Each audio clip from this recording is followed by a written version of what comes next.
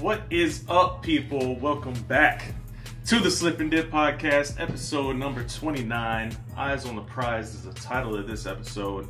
We got another strong episode coming your way with multiple guests. First up, we're going to have Michelle, the Karate Hottie Waterson, Mr. Lance Pugmire of the LA Times, and to close out the show, Duane Bang Ludwig to talk about TJ Dillashaw, the new bantamweight champion of the world. Kendrick, it's been a crazy week, man. A lot of news in the fight game. What's been going on, man? What's been going on? Give me your thoughts about what's all these rumors and stuff swirling around. Man, we're going to see who got their stuff together. All these haters and non-believers are going to be proven wrong. Trying to mess with the brand that the Slip and Dip Podcast give you accurate info. That's what we do here. So far, we're batting pretty high percentage, I like to say.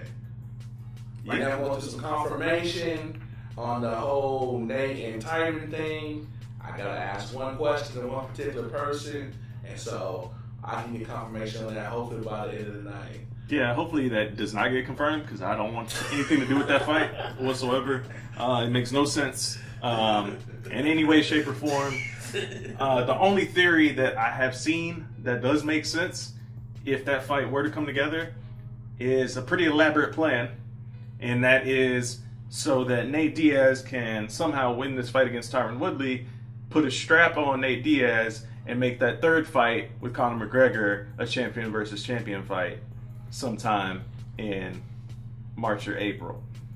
But the UFC doesn't do that, right? Like, for instance, you have a champion versus champion fight in boxing. Somebody's either moving up or you fight a catchweight. Like the ludicrousness that TJ got to go down to fight Mighty Mouse. Who goes down in combat sports? It's all about going up. You go up, you don't go down. I don't know what other champion has went down. You saw Floyd Mayweather, he finished at 147, went as high as 154. He started off at like 125, 130. Yeah. So why is this going down? So that's why I don't get the concept of a super fight in the UFC because it doesn't have the right parameters. Like, you take this to GSP fights Conor. Okay, they can't fight at 170. And they can't fight at 160. They're going to have a champion versus champion. Like, you don't have to have a belt on the line to have a super fight. That's like the myth that's UFC. Yeah, I mean, I think the problem with, this, obviously the big super fight is, DJ versus TJ. And I think the biggest thing is that... I think it's crazy. I mean, got to go down 10 pounds. Well, yeah, I mean, it's that, TJ wants to stop DJ from building on his record. So if he wants to do that, and that's the angle you want to work the super fight at, then... yeah, you got to cut that extra 10 pounds to fight at 125. Otherwise, I'm cool with them doing it at 135. It could still be a title fight for DJ. It could still be a title fight for TJ, but DJ's record will still be running regardless of the outcome of the fight. So, I mean, that could be a thing that the UFC would possibly want to benefit from, And then we're going to be breaking news today.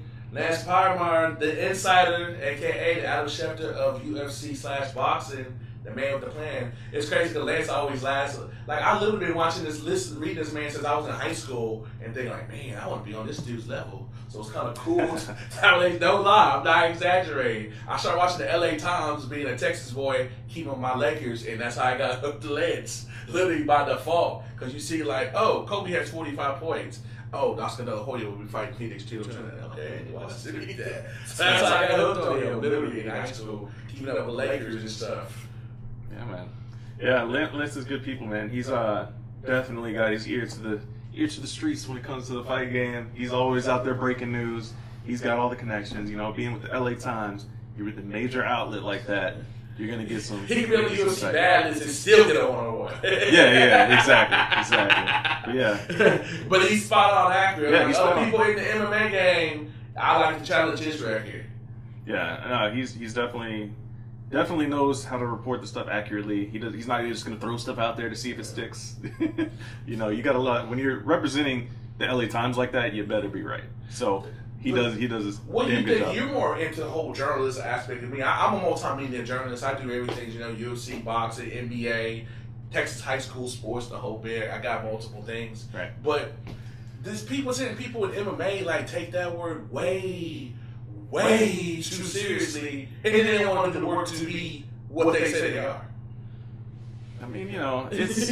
I don't get it. I don't take it seriously, and I do what I'm supposed to do because you gotta be right. Like I told you before, if you get multiple sports, I care less of the MMA journalists are listening because it's true. If you're in any other sport, the stuff that 75% of these people do will get you kicked out ASAP. You can't be in the NBA and be up in the NFL locker room saying this just to get a reaction and think like that PR person ain't gonna be knocking on your door almost literally for the false stuff you say because it didn't stick. You can't get away with that. Yeah. You can't get away with stuff without having multiple sources. Well, a big difference, I think, with the MMA game is still very much the Wild Wild West. You still got a bunch. Let them people tell you boxing's the Wild Wild West, even though it's been around for 8 years. Listen, I mean, you still have so many people that just start up a website and then 2 months later they're wearing a credential cage side. And they have no idea of how you're supposed to control yourself at these events, and you see that. You see that on the core. Yeah, I will say the UFC does a good job on the decorum aspect because you don't see no wild Bill Billies running around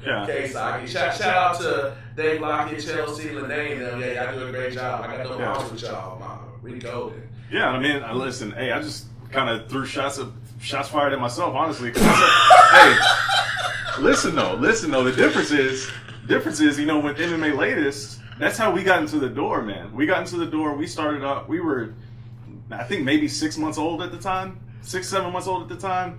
And just by happenstance, you run into the right people at the right time, make a good impression, you get credentialed.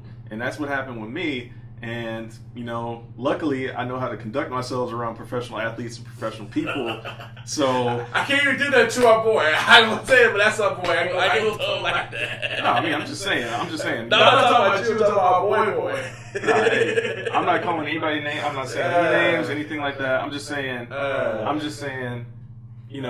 been around professional athletes my entire life. I understand how a lot of them like to be treated. I understand how the people behind the scenes like to be treated. So, you got to understand some give and take and things like that. But there's a lot of observation. You gotta observe how things run.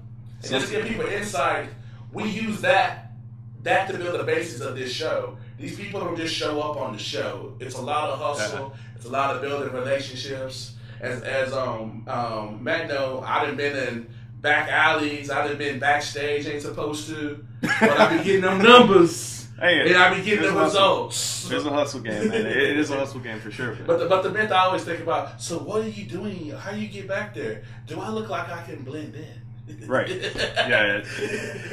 Kids are getting slipping through any cracks, man. Listen, you just gotta know how to work it, man. And it's something you're gonna learn through experience and through time doing it. Speak to people, man. And I'm not perfect by any means. I'm still learning. I've learned a lot from Kendrick over the past couple of years. It's a constant grind, man. You gotta keep up the good work and make sure you're, like you said, growing those relationships with people, man. And it was just shit when there's a fight coming up. I told them out, you can think it's whatever, but we're giving out secrets now. You're giving out secrets now. You can't do that. No, I'm cutting you off. You're giving out secrets now. I'm cutting it off. We're gonna get right into our interviews right now. First up, we're gonna have Michelle Karate Hottie Waterson. She's gonna talk about her upcoming fight with Tisha Torres. Then we'll hit you with Mr. Lance Pugmire, and then to close the show, Mr. Duane Ludwig. So enjoy, sit back, grab a coffee, tea, grab a snack. If I'm drink coffee. I drink coffee, man. I drink coffee. I have to drink coffee. It keeps me wired, man. It keeps me wired. I'm addicted to caffeine though, so that's a little bit different story. But anyways, enjoy the rest of the episode. Hit us up on social media. Let us know how we're doing. Give some feedback on anything, the audio quality, the graphics on the YouTube page, whatever have you. Hit us up on our Twitters. They're on the screen here for the YouTube people. Me at Mr. M. Wells, Kendrick at Kendrick Johnson. Follow the podcast handles at Slip and Dip Podcast. And enjoy the rest of the show. Episode number 29 coming at you right now. Ladies and gentlemen, please welcome to the Slip and Dip Podcast. One of the nicest ladies in the MMA game, one of the most talented ladies in the MMA game, strawweight contender Michelle Karate Hottie Waterson. How you doing, Michelle? I'm wonderful. I just, busy taking care of the kiddos, trying to get them ready for dinner. My daughter just had her yellow belt test, and she passed. So now she's a yellow belt in the MMA Wink system. That's exciting. That's exciting. Yeah, she's very excited. You know, she's been doing karate she's been doing the MMA for about a year. So, you know, it's a huge accomplishment for her. Very cool, very cool. So she's definitely following in her mom's footsteps, huh? She does gymnastics as well. But she enjoys doing it. I think the more she understands what's actually going on, the more she likes to do it, you know. Mm-hmm. Yeah, she's definitely one of my favorite things in MMA, especially like during your open workouts and things, seeing her come out there with you and have some fun. It's one of the best scenes in MMA, I think. You know, it's just very heartwarming. Oh, well, thank you. You know, that's just reality. You know, we all are fighters, but we all have lives outside of fighting as well. So I think it's important to share that as well, you know? Absolutely. Does it feel good that people look up to you for what you do inside the cage and what you do on a personal level, being a mom and a fighter and being in the public eye and doing things the right way?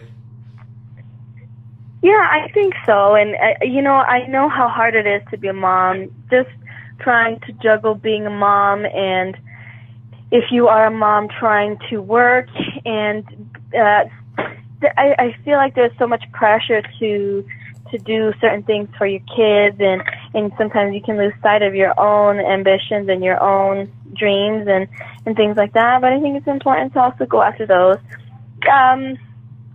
so that your kids can see you do those things, and so that they can learn through just being able to see your movements and your actions, you know? Mm-hmm. Gotcha. Now to the fight game question. I got to get your insight. What do you think about seeing the whole Rose and JJ go down, and what do you think you stack up in this talented division where anybody can be anybody on any given night? It's insane. That's MMA for you, you know? There's more than one way to win. I definitely didn't expect Rose to win first round by knockout. But she, you know, her boxing is good. She was really focused that night.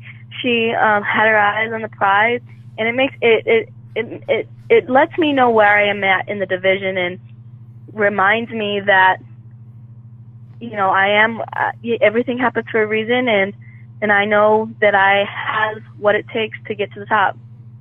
Yeah, absolutely. I mean, considering Rose, you know, was the last person you were in there with, I mean, it's kind of crazy that, you know, she's the champ now and did so in such a shocking fashion.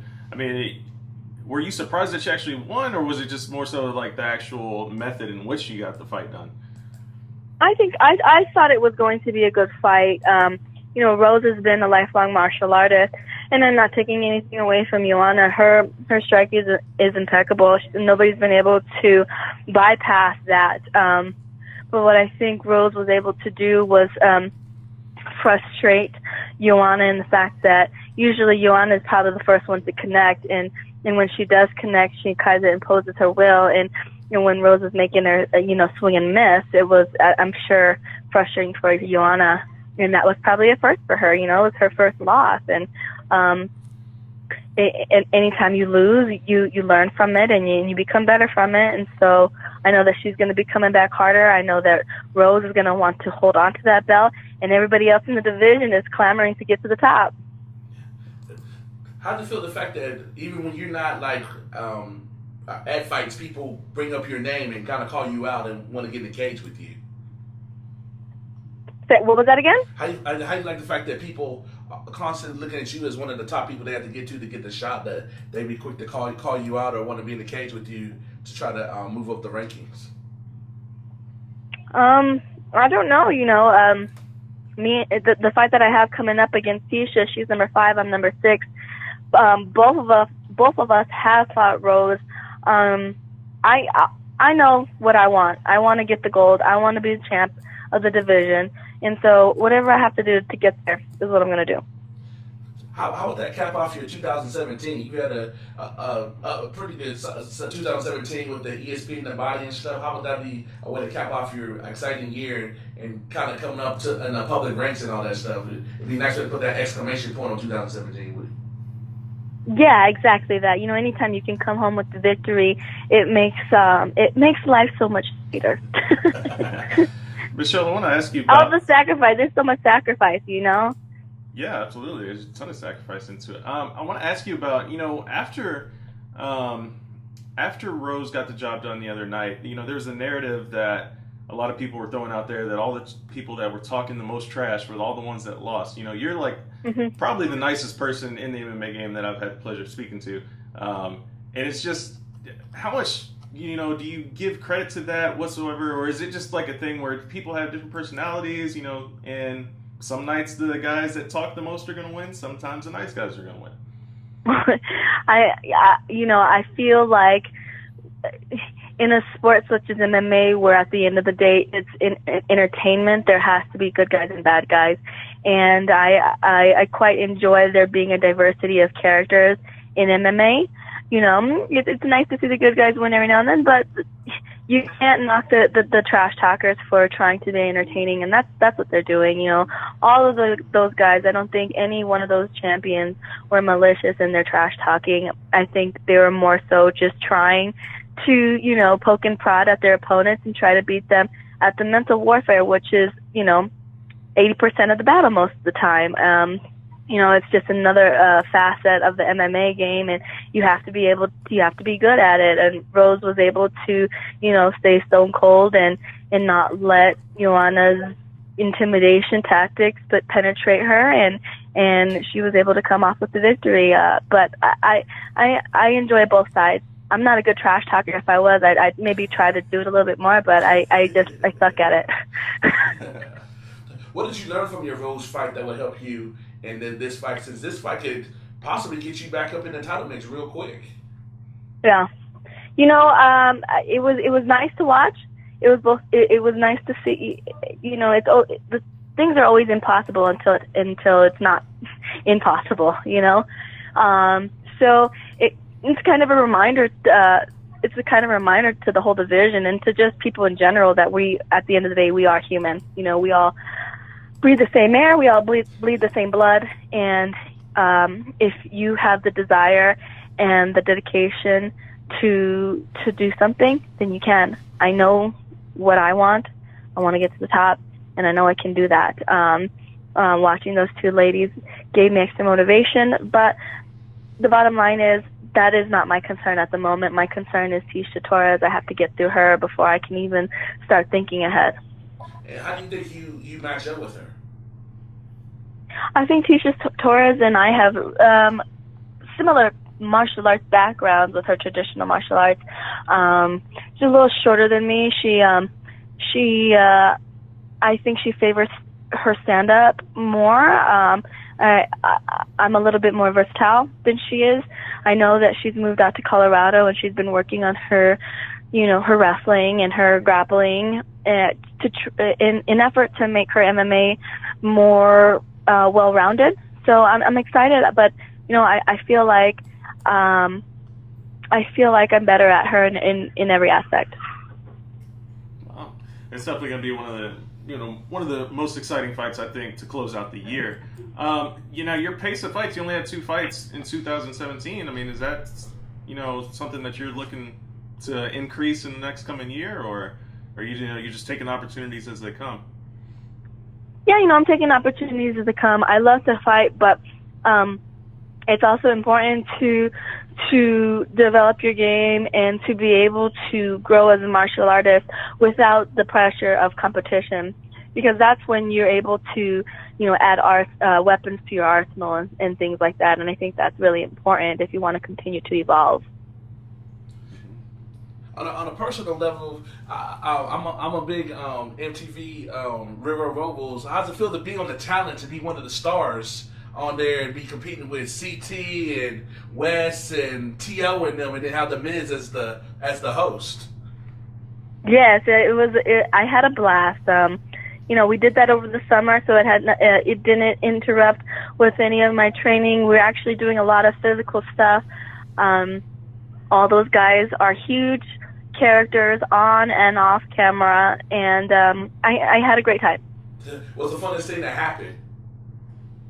Well, I chipped my tooth and I busted my lip in the very last challenge, And I guess you'll just have to tune in to see how I did that. Oh, wow. Oh, wow. So you have more physicality outside the cage than you do in the cage, then. Yeah. It's funny because I'm probably one of the smallest girls on the show, but, you know, just because of my MMA background, anytime we're doing anything like sports related, I revert back to my physical abilities. And so they kept having to remind me to like knock it back because I was being too physical. I was like, oh, I'm sorry, you know, I just used to punching people in the face. Yeah, I can see how that's kind of hard to dial it back at times, especially when those competitive juices get flowing, you know, and you're around a bunch of other competitive people. I can see that for sure.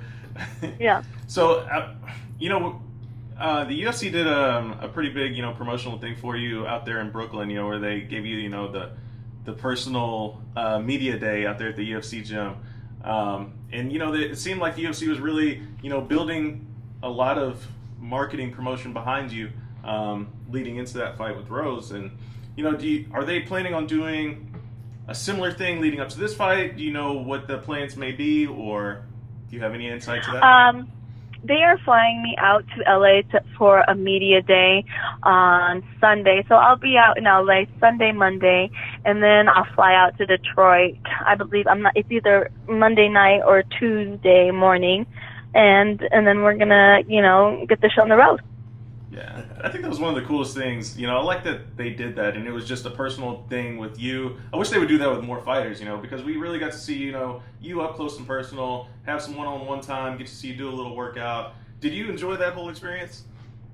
I did, and I do agree with you. There's so many talented, interesting people on the UFC roster, and there's everybody has their own personality. So if you're trying to attract people, you know, in the mainstream audience, you have to be able to try to hit all these different personalities. And I know that with all the different personalities within the UFC, that's possible.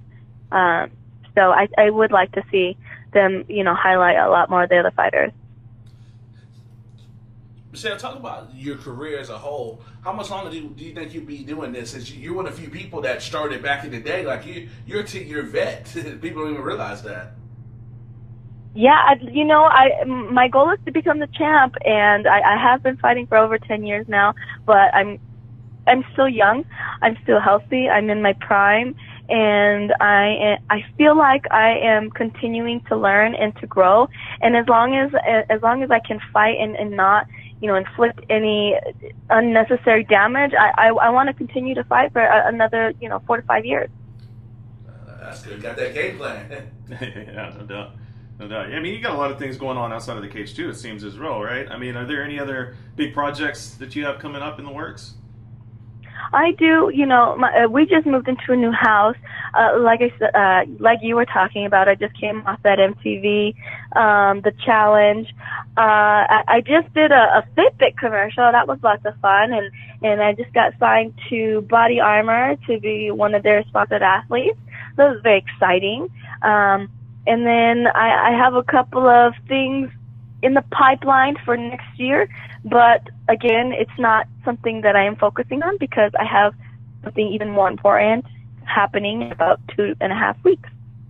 Absolutely. So, speaking of the Body Armor, I was there in New York with Kobe, and I talked to him about 15 minutes. How's it feel to be handpicked by one of the most top people in the world to sponsor his brand personally?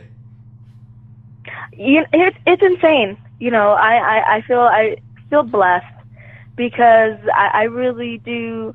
You know, I love the fact that somebody has the faith in me to represent their brand, and I think it's a mutual respect type thing. And you know, Body Armor, they've been sending me, you know, huge like packages of the water and the juice, and I love the juice because it's natural. I can give it to my kids. I pack it in for lunch every day, and it's always nice when you can partner with somebody that you love to represent. Absolutely, absolutely. Do you feel like it seems like there's more and more sponsors coming back to MMA? You know, there was a time there, I guess, like right around the Reebok deal, where a lot of sponsors turned away from the game. Now it seems like there's more companies opening back up. Do you agree with that, or have you noticed that as well? Well, when I got signed to the UFC, I was the first fight card to have to wear the Reebok gear, so I didn't know any difference. But what I can say is that, you know, with social media nowadays, it's kind of like a no-brainer to jump on as a sponsor, because yes, we fight, but we only fight once, 2 to 3 times a year. And so if you're trying to find that prime time, logo on the shorts, yeah, that's really, that is prime time real estate. But we all have our social media, and we have dedicated, loyal audience on our platforms that are willing to do the things and to listen to the things that we tell them that work for us. I think people are starting to understand that and looking into that a lot more. Absolutely. I couldn't agree more. Especially, your presence on social media as it is pretty, it connects with a lot of people. I saw the video the other day of you doing the double kick off of Bob, the water bottle thing.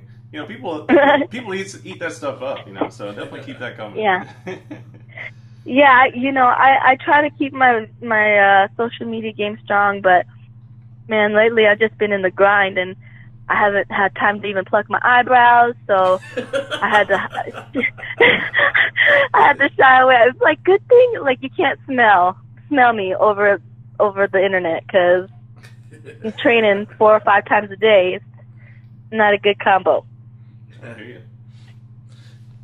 So how excited are you to be the first time they've been to Detroit? It's a big deal to be in that new arena and everything. It's exciting, I don't think I've ever been to Detroit, and so I think it'll be nice. I think I'm gonna have to bring some extra layers, because I'm like 0% body fat right now and cold in the sun, but I'm really excited. I always wondered, here's a 2-part question. Is it cool the fact that on this card they will have 3 straw weights and y'all like the main one? And is it a big deal fighting on the main card of the pay-per-view and opening it? Or does it matter as long as you're fighting and people are watching you? I never really took the time to worry about where I was at on the card. I just knew that I was going to fight and on that day, and that was it. Very cool. I mean, you got to get the job done either way, right? Yeah. Yeah, for sure. It's a good card though. I'm excited for it. With the main event getting a little shake up there at the last minute too. You and Tisha kick off the card, I think, is a good spot. I mean, there's a lot of big names on the card. It's a stacked card for sure. Yeah, absolutely. I'm looking forward to it. And obviously, of course, best of luck. And like Kendrick said earlier, I think the winner of this fight is, going to be on that short list for the title shot. Do you agree that Joanna's getting that instant rematch? I don't know, because I think it's deserving that she gets a title shot, because she was the champ for so long. But I don't know. You never know with the UFC. They do what they want to do. That's true, especially with some rumors swirling around about Tyron Woodley's next fight. So What are the rumors? Did I miss the rumors? Dang, oh, yeah. I'm really. Oh yeah. They got him fighting Nate Diaz at 219. That's the rumor. Is that the rumor? That's the rumor. Yeah, the 6th ranked guy in a lighter weight class is getting a title shot at 170. So that's the rumor going around. So we'll see. We'll see if it happens. Will Greg Jackson be in your corner again? Yes, Coach Jackson, Coach Wink, and my husband. Okay. That's my corner. Talk about how you get your family on this big stage, because Kobe told me that's one of the reasons that your story and the fact that you're so family oriented is one of the things that attracted you to him. Mm-hmm. The fact that your husband's involved and like that, y'all too, like y'all a team, and then you did the fight and he helped you outside the cage. Yeah, he's such a huge part of my life, and we're so in sync when it comes to anything that is going on. I remember fighting Jessica Panay, and I was stuck under her as she was throwing bombs, just ground and pounding me, trying to cut me open with her elbows. And I felt like I was drowning. I remember looking over and seeing my husband, and he was looking at me, and he was just telling me to breathe, and he was, signaling his hands to tell me to just calm down. And in that split second is when I decided to calm down and just not be emotional about the situation. And then next thing you know I reversed the position, and I was on top, and then I ended up winning that fight by armbar. And it was just that split second time that I took to look over at my corner and have him calm me down. He was in the military. He knows what it's like to be, for high stress situations. He boxed growing up. He boxed for the Air Force. He's ranked 5th in the nation for a really long time, really close to competing in the Olympics. And so he knows his stuff, and he just has a really high fight IQ. Even though he's only boxed, he can watch a fight and break it down. And he's actually helped me a lot on the sports analyst side, because I have to study these guys when I go on and analyze the fighters, and we watch tapes together, and we talk about, the goods and the bads of the fighters. And so he's real helpful in all of that. And it's a family thing. It's a journey, and I want to make sure that my whole family comes along with me for the journey. Well, tell Josh, Kenny Goodman said hi to him, and we feel his pain with Zeke. I know he's a big Cowboy fan as well. Y'all coming out to a game, yes, we gotta holler at y'all. Yes, he is. We're both Cowboy fans. Just Bryant is my favorite, and so throw up the X. So yeah. Absolutely. Michelle, I appreciate your time. I'm really excited for this fight. I'm really excited for all of 218. I'm anxious to see you guys back in action, get you in that title picture again, and get you one step closer to that dream you're trying to fulfill.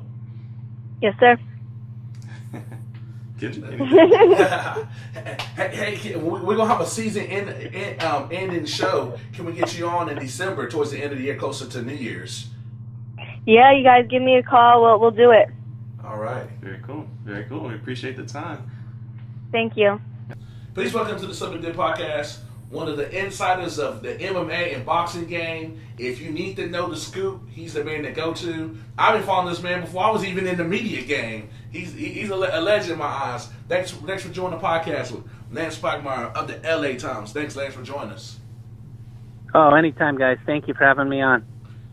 Give us some insight to all this craziness from, we got it in both worlds. We got the MMA world, this Nate Diaz and Tyron Woodley, to we got as Joshua and Deontay gonna fight, and even with Canelo and Triple G, it seems like they're gonna fight, but nobody knows exactly if it's gonna exactly be in Vegas, or it might even be in our home state of good old Dallas, Texas. Yeah, any time that we're in this kind of middle ground of waiting for a fight to get made, there's always so many interesting ins and outs of what's going on, and who wants what, and are they just playing a game? I mean, there's really no urgency in the Canelo situation to strike a deal anytime soon, so he can kind of kick back and maybe be a little bit difficult, be a little prickly toward wanting a better deal than he had last time, even though both fighters made more money than they've ever made in their lives. It's all about, posturing and just feeling like you one-up your opponent. Even before you head into the ring, you've beat him in some way. I think that's a big thing. And, Anthony Joshua, Deontay Wilder, similar things at play, but also, what is Anthony Joshua going to do? Is he going to sort of follow the lead of his promoter, Eddie Hearn, to HBO? Or is he going to, close his Showtime deal, or at least at this current deal, by giving the world the fight it wants between himself and Deontay Wilder? So, with all of this negotiation that's going on, it's really interesting to follow. If you can get inside and try to find out what's going on, those are always fun times, and a lot of it doesn't get into the newspaper, but it's always interesting. What do you think the chances of that fight, when it comes together, if it comes together, that it'll happen stateside? You're talking about Wilder and Joshua? Yes, Wilder and Joshua.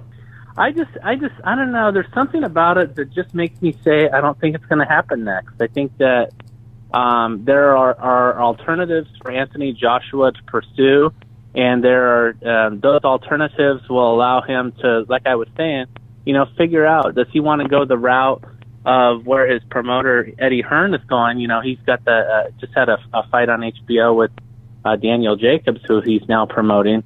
Does he want to go follow that? We know that HBO, after losing all of the top-ranked fighters, is going to be desperate to ante up a lot of money to lure a guy like Anthony Joshua. So he can definitely wait that out by fighting someone else, like fighting someone like David Haye, Tony Bellew winner. So my hunch is that we don't see that fight in early 2018 like it should be, like we all want. I think that it's going to be delayed a little bit. What do you think about it? I saw earlier today that Cyborg is fighting Holly Holm at 219. Yeah, we were able to break that earlier today. Tremendous fight, I think, for all of us who follow UFC. And you think about the possibility of Holly Holm, who's such a great stand-up fighter, obviously a former professional boxer, going against Cyborg, who's just such a killer when she's standing up, and her punches have been so devastating. But does her stand-up ability, as Ronda Rousey tested, going to hold up against a person who has professional boxing experience? And so I think it's really, I don't know that there's anyone in the UFC female-wise who has the toughness and strength that Chris Cyborg Justino has. But I believe that, does she have the fundamentals and the skill to beat Holly Holm? If she wins this fight, we're talking about her going down as, truly one of the greats in this business. Do you think but do you think Cyborg, the fact that she's training with Carissa Sinners, who's looked at as like the best female boxer in the world right now, do you think that should give her all because she's not going to see that anywhere else, and she's one of the few people that's as big, if not bigger than Cyborg, that can actually push her around a little bit in training? I think it helps each other. Both of these women are just, unbelievably strong, just killers. You can see in both of them, they're out there once they step into either the octagon or the ring, they have one thing in mind, and that's to get their opponent out of there. So I think that, for Cyborg, she needs that kind of work to make sure that she's as prepared as possible for, again, what we know. If you're just talking about a stand-up fight, it's a very, very tough test in trying to beat Holly Holm that way. Yeah, absolutely. And this was truly like, the news or the rumors about this fight came about a few weeks back, and then I believe it was last week that it pretty much negotiations had stopped due to management on Holly Holm's side. So, do you know whether or not they got what they were asking for? On the negotiation front, was it like an increase in pay, or do you know anything about that sort of thing? I don't know all of those insights, but obviously, you can read between the lines and assume that she got very close to what she was asking for. Her manager, Lenny Fresquez, is a very shrewd negotiator who has gotten the best of the UFC in other deals. He really knows how to, get them in a corner. And as they were, there's been talk about a Tyron Woodley Nate Diaz fight, and whether that ends up on this card, it's just, I don't know. It seems like it's too tight now to try to squeeze that into this card. But clearly they decided that it was easier to make the Cyborg Holm fight than a fight with Nate Diaz, who, as we've heard through the grapevine, is asking for $20 million to fight, which he has every right to do. Absolutely, yeah. It's a wild matchup. Any way you look at it, so I'm not mad if that one doesn't happen, if that one doesn't come together. Yeah. Well, what about the number one question in the MMA community? When will we see Mr. McGregor back in the octagon actually fighting and not causing controversy. Yeah, I mean, I don't know about you guys, but I mean, the whole idea that he would come back and fight for them, on this December 30th card just seemed sort of far-fetched, even though Dana White was saying those things publicly, and yes, you have to quote him saying that. Look at the money that Conor made from the Mayweather fight. What's the real incentive for him to rush back in there for a purse that is going to be $20 million max? So I think that's the biggest issue with Conor moving forward. How fat and happy and content is he now that he has cashed out for what for what he's brought to combat sports? I just think that March 3rd fight in Las Vegas makes the most sense. Tony Ferguson, I believe, is the opponent that makes the most sense. I know that there's some great interest in making that trilogy fight against Nate Diaz, but I think that when Conor takes a step back and just kind of looks at it, and the UFC, is going to be pushing for this fight with Tony Ferguson, I think that's the fight we get in March in Las Vegas at T-Mobile Arena. Yeah, I hope so. We all three will be there for that one, man. I got that circled down. I so hope it works out that way. Yeah, because I think I think the intrigue to that is, Tony Ferguson has this great long winning streak, and also, just the questions that I was just asking about Conor. Is he done? Is he content? Is he fat and happy? Has his ego gotten the best of him? And what we saw and what he did in the cage with in the Bellator event, it looks like this guy's ego has run amok. So that's not a good thing. And how he's going to fight in really his first UFC fight in more than a year is going to be a great sense of intrigue alone, that the opponent is really kind of secondary to that. Do you think he's going to be staring at a suspension? I mean, they came out and said that they removed him from 219, even though he was never officially added to the card. So it was kind of like we're going to make up some sort of concession here based on his actions at the Bellator event. But is he, or do you know or have any insight on whether or not that he is going to be facing some sort of suspension?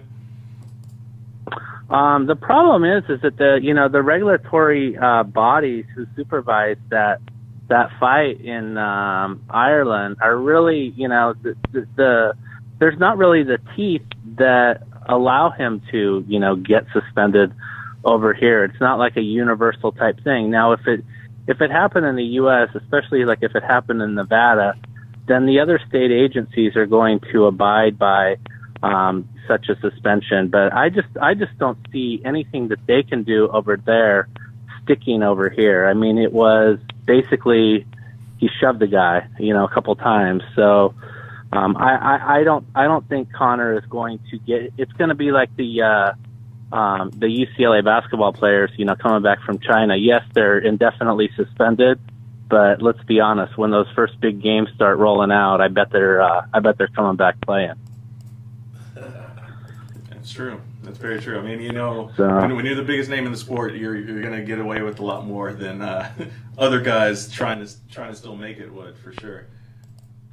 But it's definitely a thing that power will definitely win you a lot of things at the end of the day. Now we had Wonder Boy Stephen Thompson on our show last episode, and he spoke about the Darren Till, I guess, sort of breaking news that kind of hit the social media space for a little bit there, and he said he woke up, had no idea what was going on, and apparently that's still the target.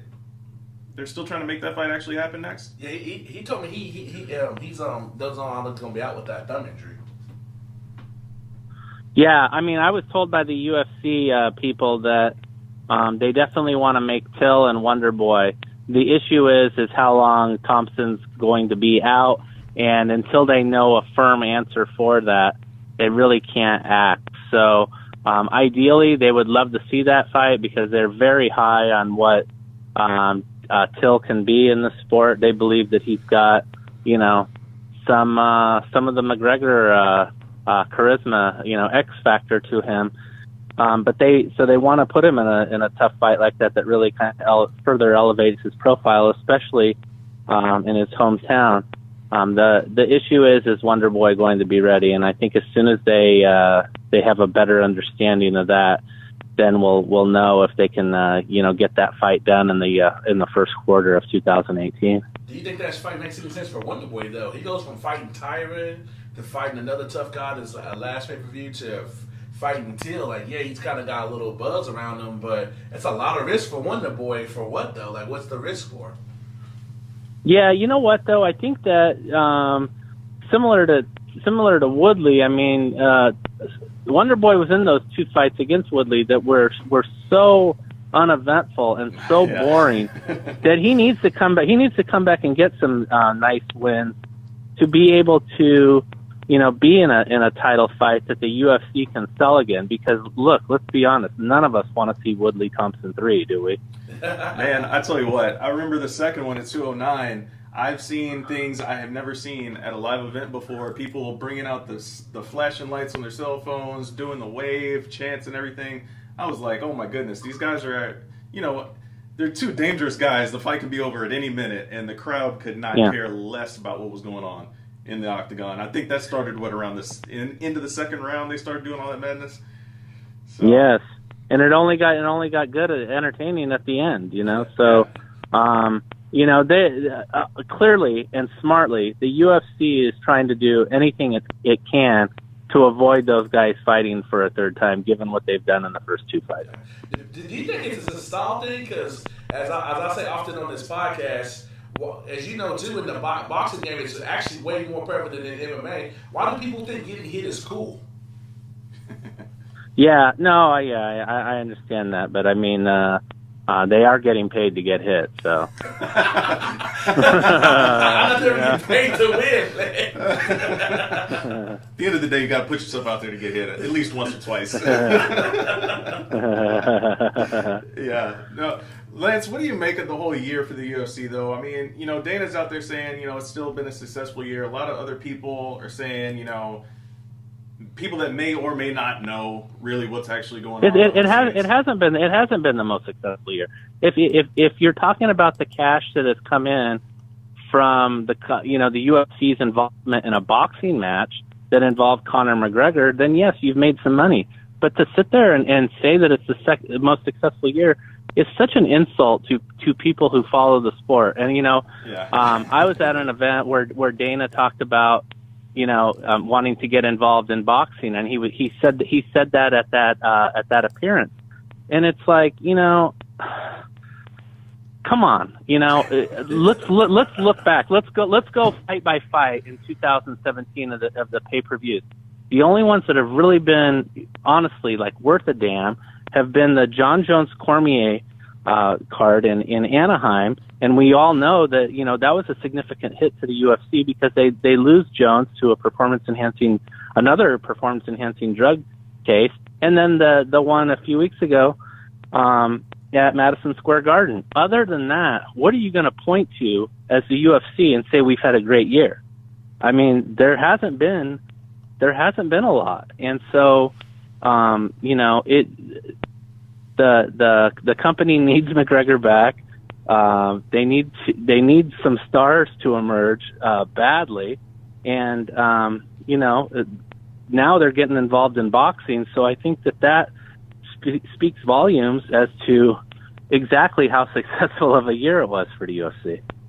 Absolutely. So all those shirts that Dana was wearing during fight week for McGregor Mayweather, that was kind of like a little tease then, huh? The Zuffa boxing t-shirts. Yeah, absolutely. Remember that shirt that he had on? We were all asking him about that. Yeah. And he was very evasive about it. But no, at this speaking event that he had at Wildcard West in Santa Monica, that was hosted by the producer-director Peter Berg, he said, we're absolutely getting into boxing, and I think that there's a lot of intriguing possibilities for Dana White and the UFC to jump in on. I mean, they can have some of their strong strikers participate in boxing matches, or we know, those of us who also cover both sports know that what the Premier Boxing Champions stable has needed for so long is a great promoter's voice to really hype these guys and to really make them, a lot of these guys, I mean, Errol Spence Jr., in Dallas, I mean, a great talent who really not a lot of people know about because he's not getting promoted the way he should. Undefeated a welterweight champion, Keith Thurman, another example. And you can even make the case that Deontay Wilder could benefit.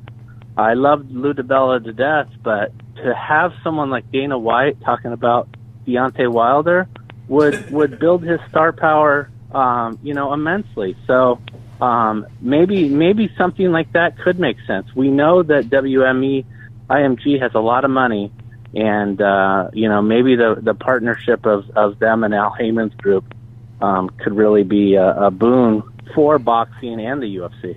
So here's my thing with this is that, if they do start, the whole boxing thing, and obviously boxers, high-profile boxers get paid a lot more up front than MMA fighters.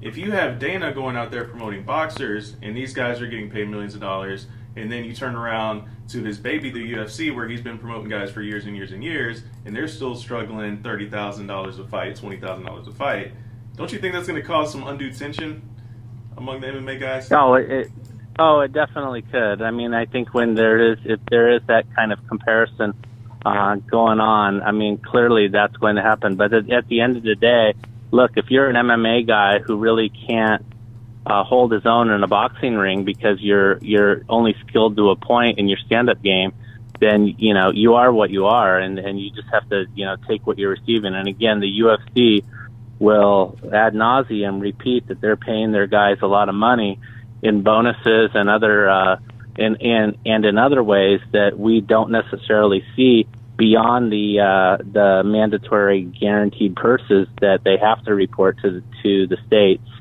So yes, it absolutely will cause some tension, and I think it probably will renew another call to arms for a union or something like that. But, the beauty of what the UFC can get away with is that they don't have the Muhammad Ali Act, and they don't have to, pay these elite fighters the same as elite boxers are paid. How much is that enforced, Lance? Because you know better than me that Mr. Heyman is all up on that line, and nobody says anything about the Muhammad Ali Act.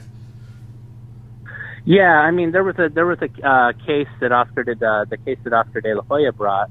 Definitely was trying to establish, can a manager operator as a promoter simultaneously, and ultimately what the ruling was is that even if he's bringing in promoters who are doing everything that he's telling them to, that's okay.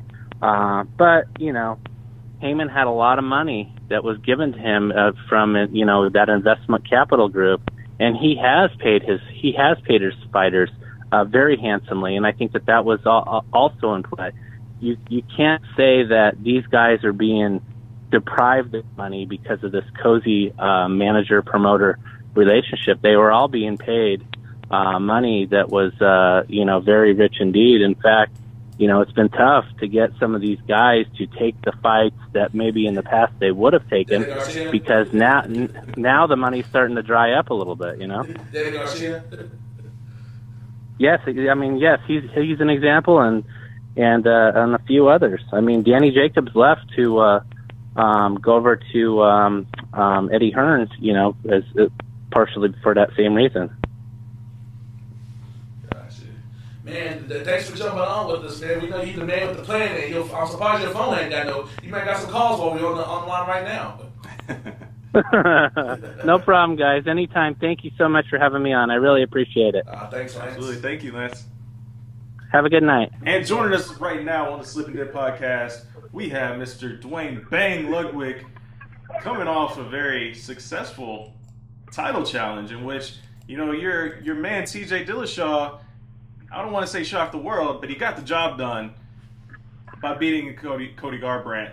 What was your biggest takeaway from that fight, Duane? Well, thanks for having me on. I appreciate that, sir. And what was the main thing I took away from that fight? Is that the question? Yes. So the main thing I took away from that fight, oh wow, there's just so many elements into how to look at that. But I'm just glad that TJ was able to find the rhythm of the exchange and create the distance to land that shot to, of course, get the ultimate goal of reclaiming the belt. So that's the main thing. There's nothing personal about it, just trying to make sure that we're developing and improving each and every training session and taking that into each and every fight and continuing to improve and get the belt back and then be pound for pound the number one mixed martial artist in the world, and to make sure that, proving to the world, but ultimately to ourselves, how gifted we are and we can be. And how hard was it preparing for this fight? I mean, given the history that these guys have together, all the training sessions, all the time that they spent together, there's also been all of the the trash talking going back and forth. How hard technically was it to prepare for this fight? It's just like any other fight. Well, I mean, there are a lot more. It was a very one-of-a-kind fight, that's for sure, if you pay attention to the external elements of it all. But if you do what you should be doing and focus on yourself and develop as a human being and an athlete and martial artist, then you shouldn't pay mind to any of the what's outside of the dojo or the academy in your training session. So it's a good time to, which is what we did, is just we minded our business. We put our heads to the ground, just got to work and made sure that each and every training session was time well spent on improving. And we don't really focus on beating our opponent. Ultimately, that's the goal. Well, not ultimately, that's one of the goals, but it's just to improve each and every level. So it's good to have these challenges and these tasks and to see that we can overcome them, just so we can grow from them as well, and just more proof in the pudding that we're doing the best that we can to prove to ourselves and the world that we're the best at what we do. And it's just about evolving and improving and just making sure we're pushing the limits and see what our potential is. Man, can you talk about that adjustment that you made? I can never give you just one simple answer, right? Sorry. No problem. Hey, the floor is yours. Can you give some insight to that adjustment that you made after Cody caught TJ at the end of that first round? Because it seemed like I made that little adjustment. That was a big thing. And two, it seemed like in a weird way, of course, you don't say, hey, I want to get this guy to clip me, and so he can get overconfident. But it seemed like that gave Cody some false confidence because he comes out with his hands in his waist, and y'all capitalized on that. Yeah, he's been known to have a bit of a lower guard, and even while he's exchanging, he just punches from his shoulders, and pretty short punches, but very fast, and his feet are fast, and he's just very sharp and reactive. So I was surprised how fast he could close the gap on TJ, because TJ's fast. So we knew we were in for a fight, and we were setting up. Well, I shouldn't say TJ was setting up the kicks a little bit too much, so the setups became a predictable pattern, like a telegraphing pattern, like saying, hey, I'm about to kick you, here it comes. So Cody was able to read that movement, that momentum, so it just doing a simple adjustment of changing up the rhythm. Instead of setting up the kicks, just blasting a single strike rather than blitzing into something, just to telegraph it, just blast it. And a couple elements happen in that, because when you set your feet and you start cutting off the cage and dictating and controlling, you start leading the dance. And that's one of the important things in a fight and an exchange, is to lead the dance so that they're reacting. Sorry about the buzzer. So they're reacting up your rhythm. Rather than taking chances, you can literally pull them into your rhythm. Like when you back up, you keep backing up, and the opponent in front of you starts following you, he's trying to catch you. You're creating the rhythm, so you're leading the dance. You can hit the brakes and hit the cross, or just shoot a takedown or whatever you want, but it'll all come from you initially leading the dance. And it's important to do that on pretty much any exchange, whether it be striking, wrestling, or jiu-jitsu. Now that y'all got Cody in the rear mirror temporarily, with you being a MMA purist, how big a deal will it be if if TJ gets the dub over Mighty Mouse, and what do you think that would do for his legacy as far as stacking up all time? That's a fight that needs to happen just as a test of martial arts evolution. Let's take two of literally the best fighters that have ever evolved out of the human race. These are the two best ever right now, TJ and DJ. So let's put that to the test and see that's our quest, right? What's the best? So these are the two best ever to do it, and they currently at the top of their heap. The type of fight, there's really I guess you could count on a hand. Well, I know this is a very, very rare way or time in history to put martial arts to a test. So I need that fight to happen as a fan, as a coach, as a martial art instructor. Just that challenge, that test, that task to again test ourselves. And the big question about, well, at least the question that we've had, me and Kendrick have gone back and forth about if this fight happens, what weight it should take place at. I mean, obviously DJ has the 125. Legacy. It should take place at 125. 125, yes, sir. Okay. Go down and go down in his weight class and just prove to again ourselves that I shouldn't say ourselves. I keep taking credit for any of TJ's work, but have TJ test himself at 125 to prove to himself and the rest of the world that he's the best of that weight class and pound for pound the best in the world. Gotcha. My thing about that is how come when it comes to super fights, how people go down, like in boxing, like you meet at a middle ground. How come you don't think that's caught on the MMA? It seems like, because I never heard of somebody going down. Everybody goes up in sports, not down for challenges. Well, it just depends on the situation as well, right? A lot of people can go up, but TJ's not a big 135 pounder, and Demetrius Johnson, he needs a challenge, and this is a great challenge for both guys. Both guys are some of the world's best athletes, definitely best mixed martial arts world athletes that have ever competed. So, just go down 25, and it's a case-by-case basis, right? It's never like, okay, everyone has to go up in a weight class. In this case, he's a light 135 pounder. Demetrius Johnson is the best ever at 125, so let's test it. And after the fight, given the history between you and Team Alpha Male, all the drama that went on, in the past, between you, Uriah, the whole team and everything, was there any conversations that took place, the night of the fight between you guys after the fact?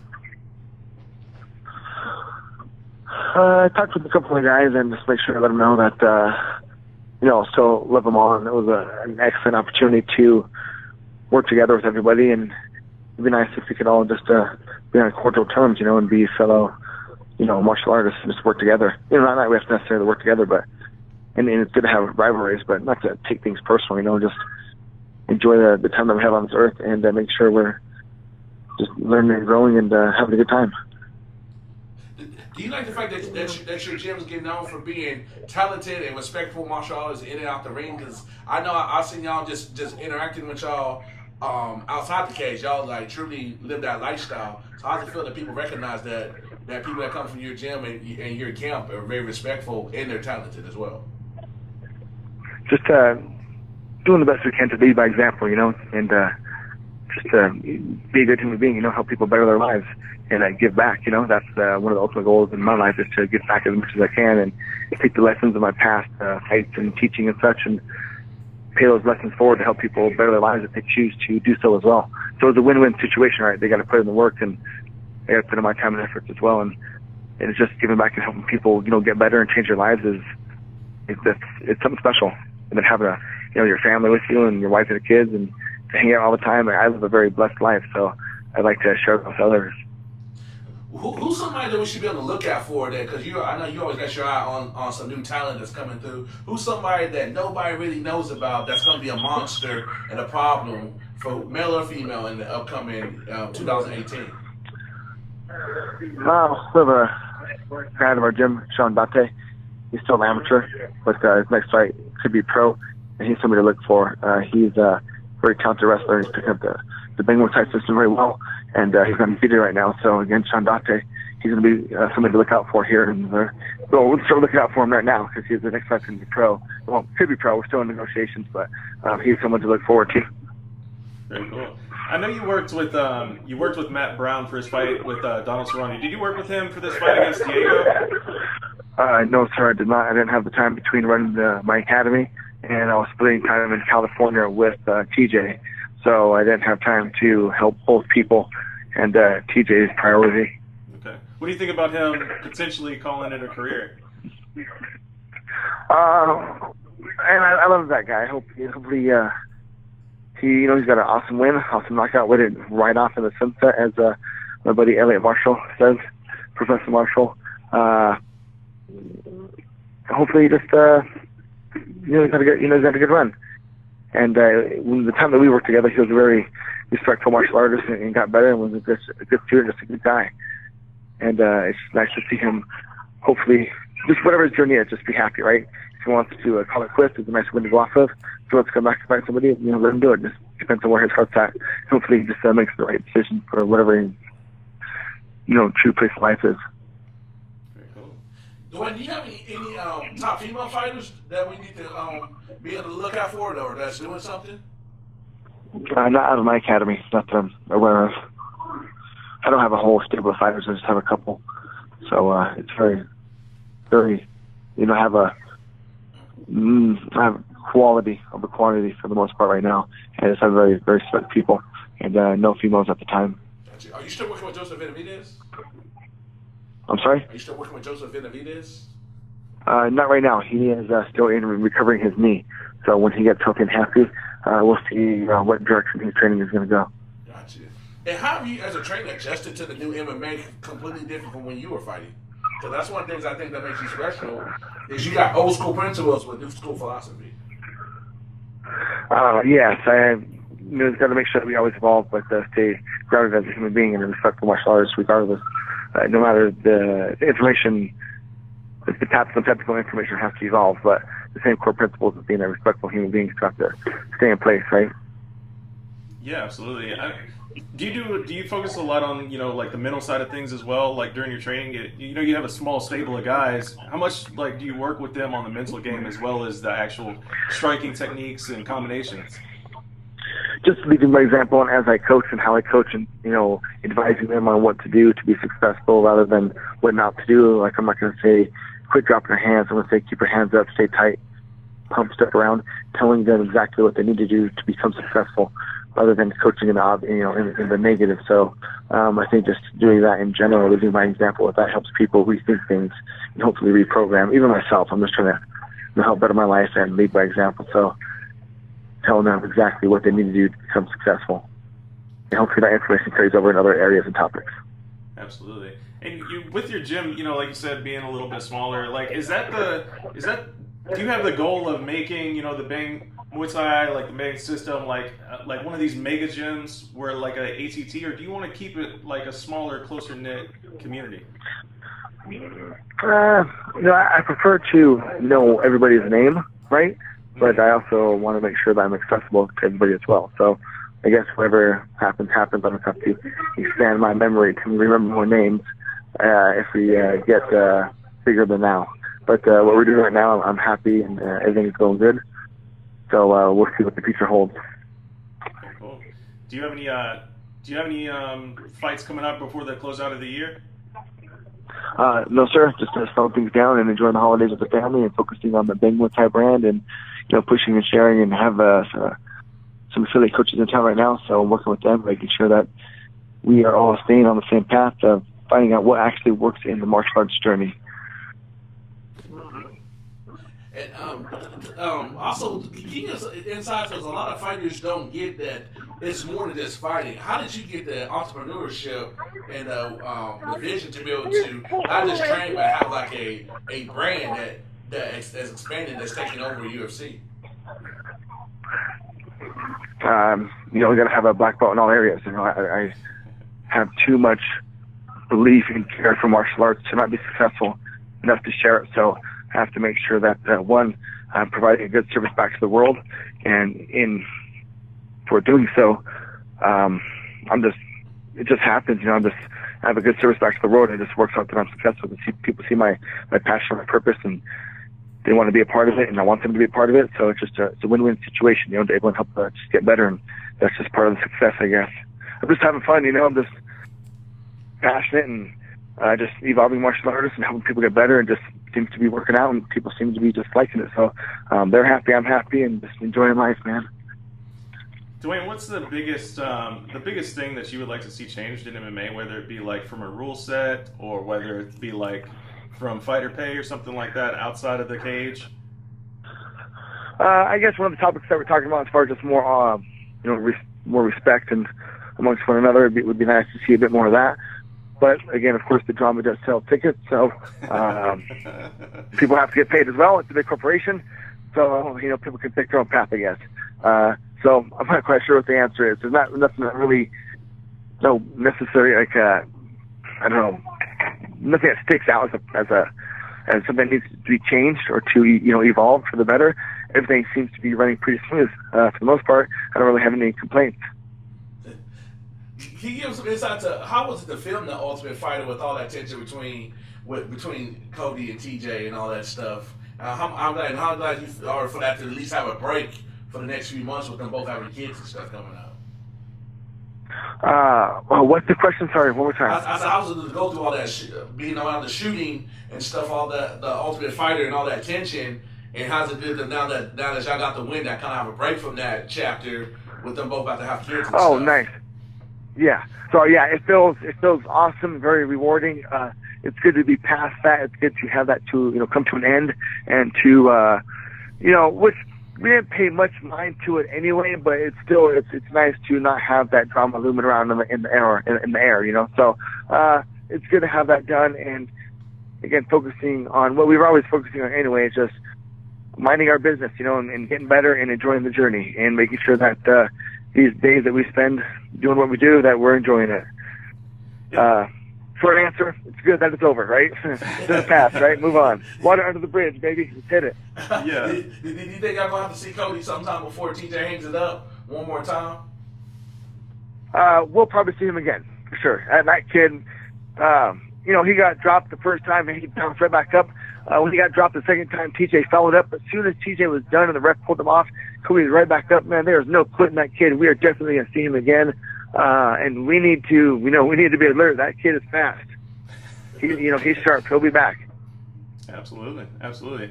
Just kind of looking back at, some of the episodes or some of the scenes from The Ultimate Fighter, when Cody and them, they would get all amped up and, trying to start something, at least from the edits. It seemed like, you tried to kind of stay out of it, and it almost looked like, you guys were displaying a kind of a cool confidence, you kind of already knew what was going to happen when these two guys got into the octagon.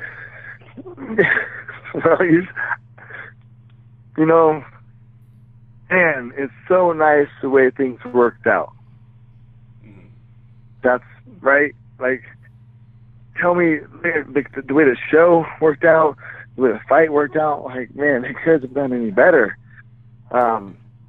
It's just, I'm glad that's over with, right? And so yeah, we focus on ourselves, right? So we're confident. We know we're doing the right work, and we don't need to talk about it. But again, some people choose to. It sells tickets, whatever.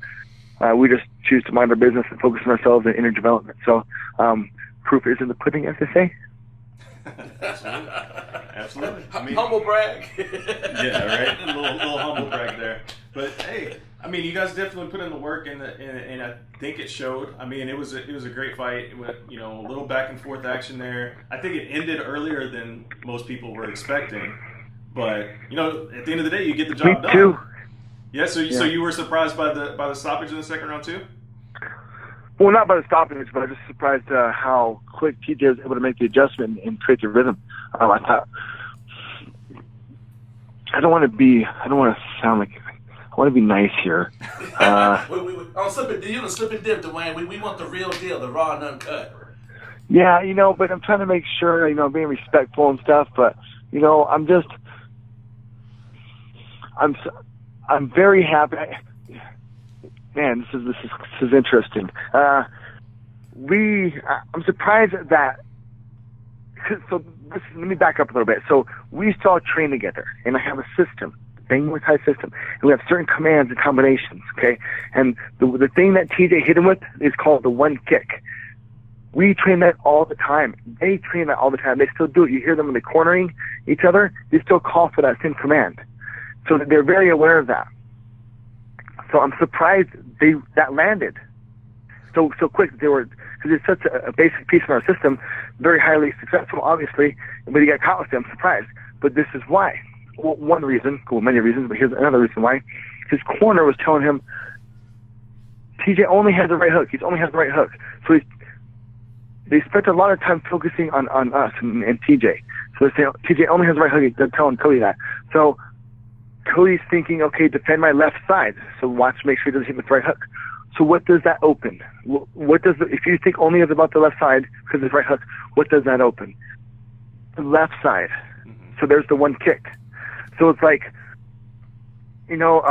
just interesting as far as where to focus your energy onto developing yourself or worrying about what the other guy's doing. If I'm always focused on, it's because it throws right hand, and hits me on the other side, damn it, I should have been paying attention.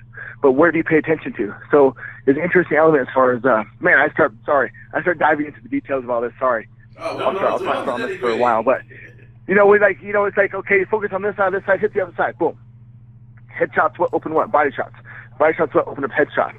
Like, it's easy, it's predictable. So you just train these patterns, and they work. This is just what I do, is break down martial arts all the time.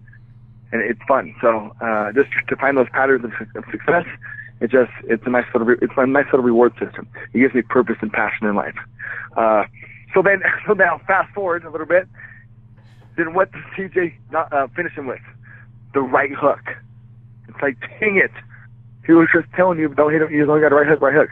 Hits on the other side and then finishes him with the right hook. So it's just crazy how things worked out. It's almost as if they helped create it. So were you actually like hearing what they were saying, during the fight, like his corner, and you were kind of playing off some of pieces. Some pieces. I mean, TJ's reacting as well, right? It's not like they said something. I tell TJ what to do. It's a combination of a couple things because you also have to feel the energy, which is why in the first round and the second round, just blasting single kicks really changes the dynamic of the fight because you start controlling the energy and the tempo because you're not setting things up. He has to react to you now. So it's an important piece to take over advantage of who's leading the dance. Change the rhythm. Absolutely. That's very cool. Sorry. Okay. Gentlemen, I have to get out of here. I appreciate you having me on. Any more questions? Hey, that's it, man. We appreciate your time, Thanks man. for that inside info on what really went down in that beatdown at UFC 217. Absolutely. Duane, thank you for the time, man. Yeah. We'll look forward to sir. getting in touch with you again when, of course, TJ gets his next fight going up, and any other time you want to talk with us about some fights, we'll be glad to have you on. Yes, sir. Thank you. Appreciate it, gentlemen. Right. Have a good night. All right, you too. Take it Thank easy. you. Yes, sir. There you have it, guys. Episode 29 is in the books. 3 exclusive interviews for you guys.